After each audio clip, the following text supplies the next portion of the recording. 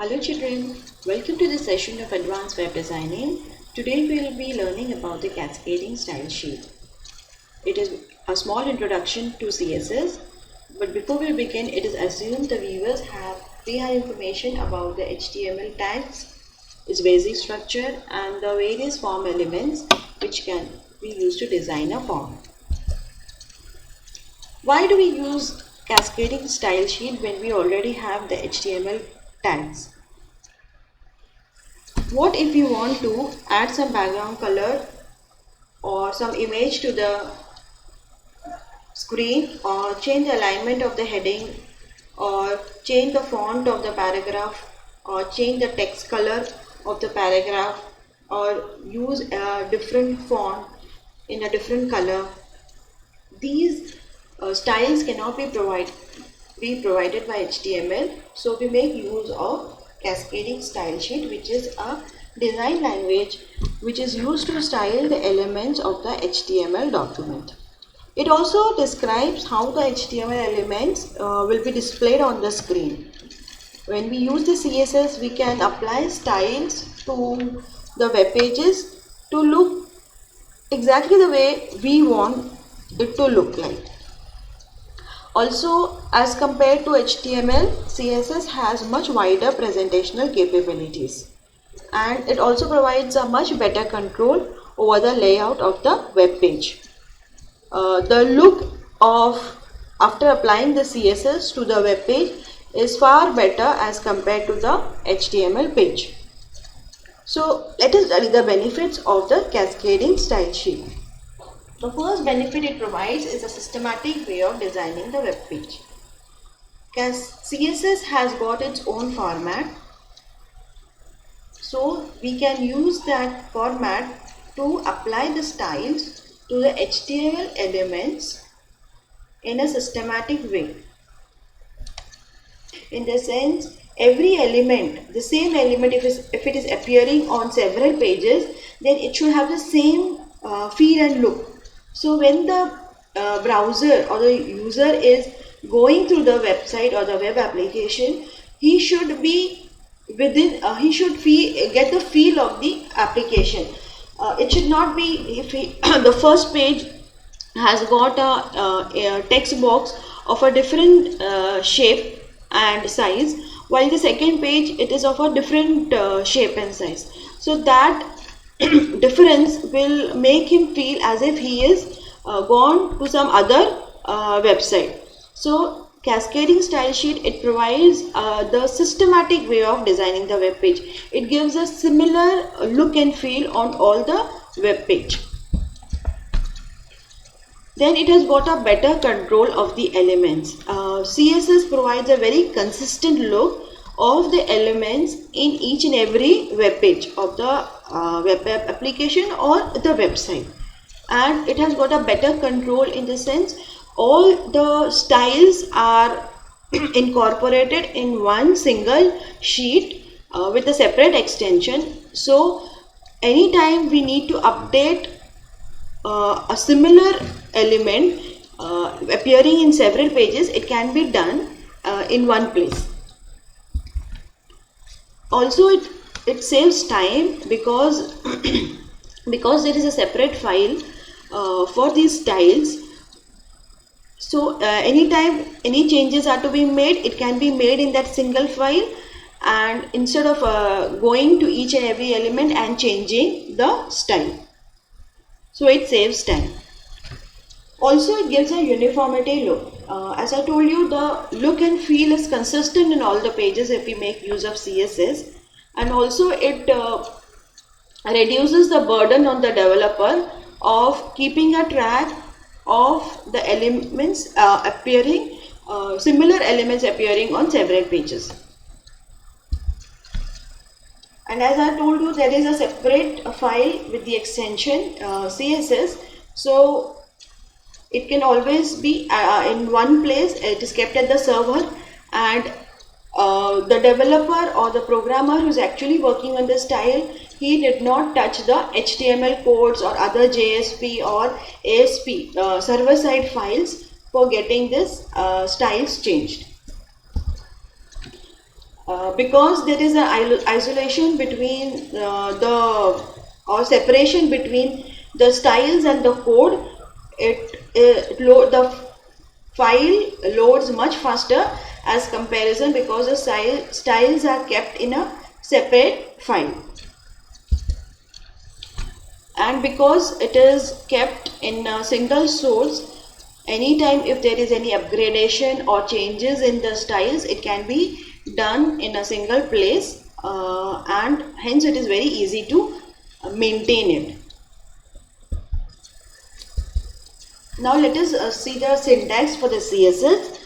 It basically consists of two parts. One is the selector.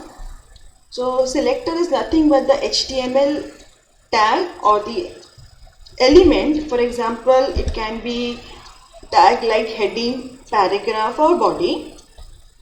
And the second part consists of the declaration block. Now the declaration block also has two parts. One is the property. Property is the attribute which can be applied to this HTML element. As we can see it here, suppose we consider h1 is the element, then the property which can be applied to heading tag is like you can have the alignment. It can be left aligned, right aligned or center aligned. Similarly, if we take the color of the text, so heading can be given a color or any color, so that property is the color. Second is the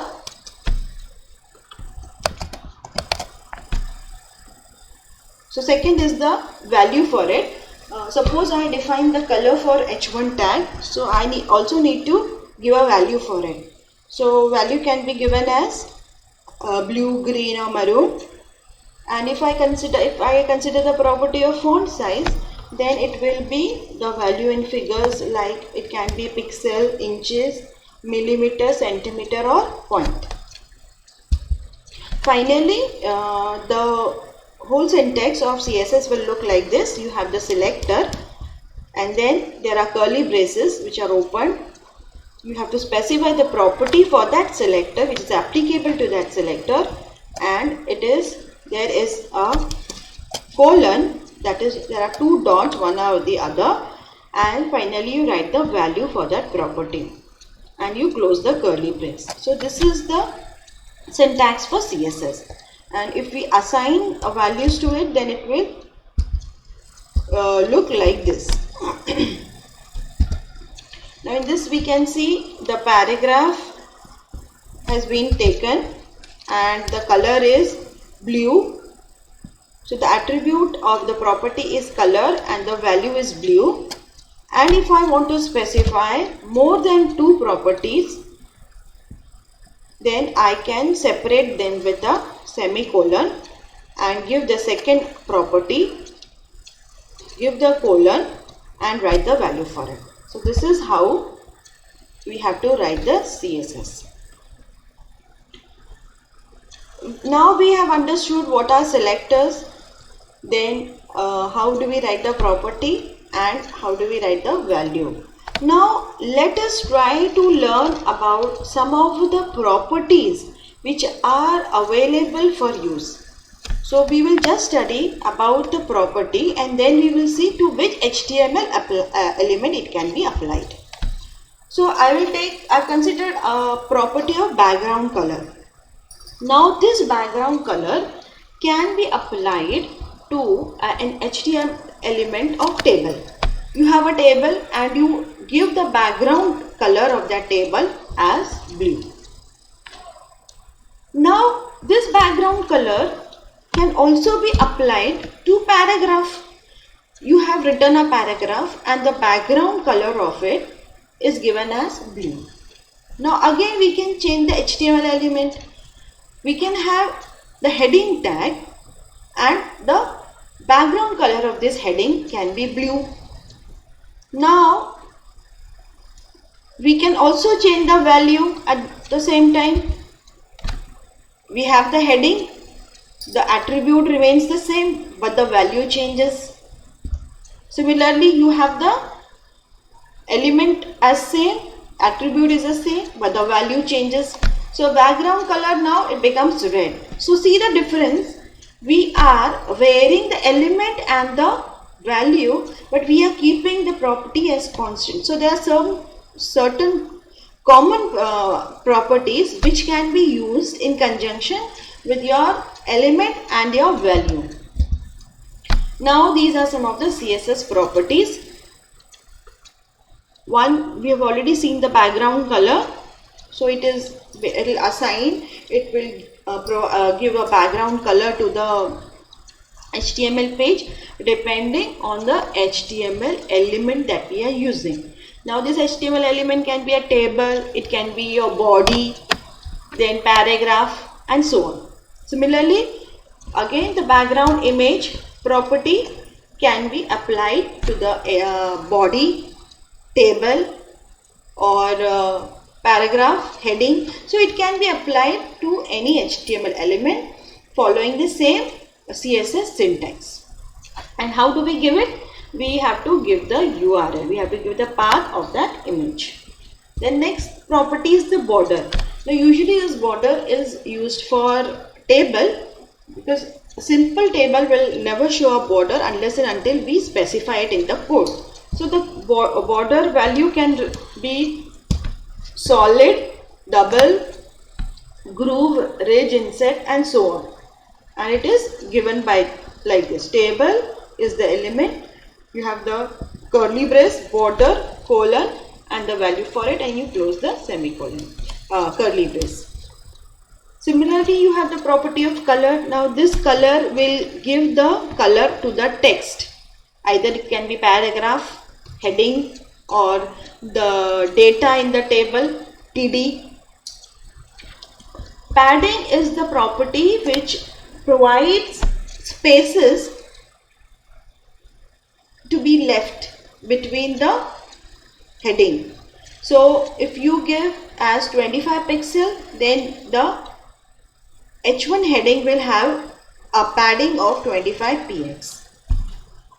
Similarly, you have a property of text align. Your text of H1 heading can be aligned to the right, left, center, top, or it can be a paragraph, or it can be a table data. So depending upon the HTML elements, we can use this property. The next comes the text decoration. Now again the values, they have like line through. You can have a you can show a cancel line, you can show an underline. If you want to show some recurring, then you can have an overline. So it can be given as using this syntax. The next is the font family.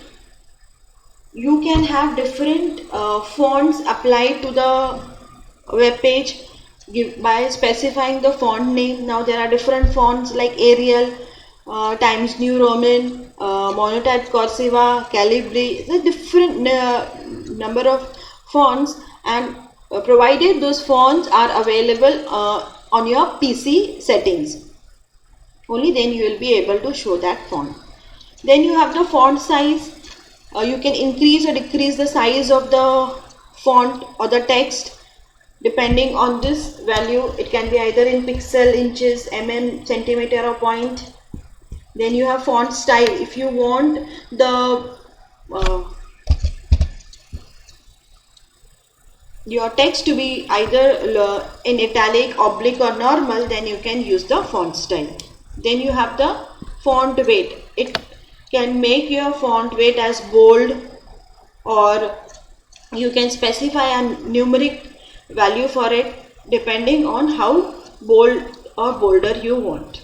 Then the letter spacing is the spaces between each letter, that again can be specified in px, inches, mm, centimeter or point.